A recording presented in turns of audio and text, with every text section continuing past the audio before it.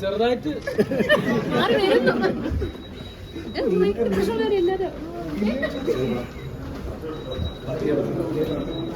എത്ര തിയേറ്ററുണ്ട്?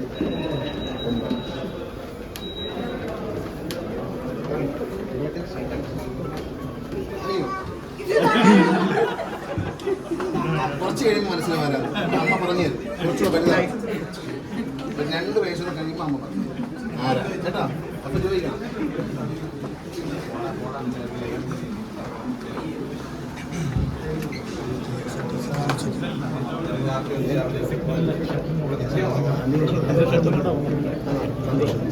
ഗണേശേട്ടാ ഫിലിം കണ്ടിട്ട് ആരെങ്കിലും വിളിച്ചിട്ടുണ്ടായിരുന്നു?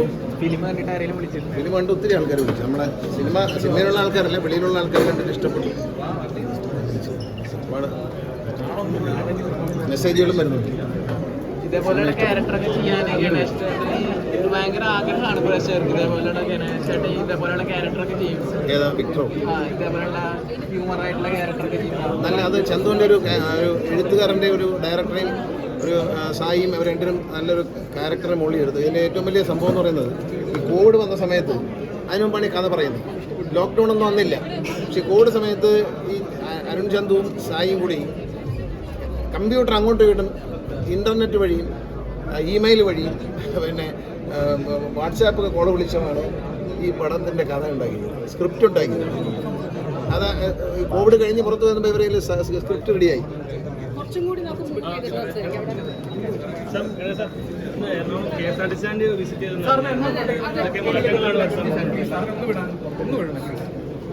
എല്ലാം റെഡിയാവും.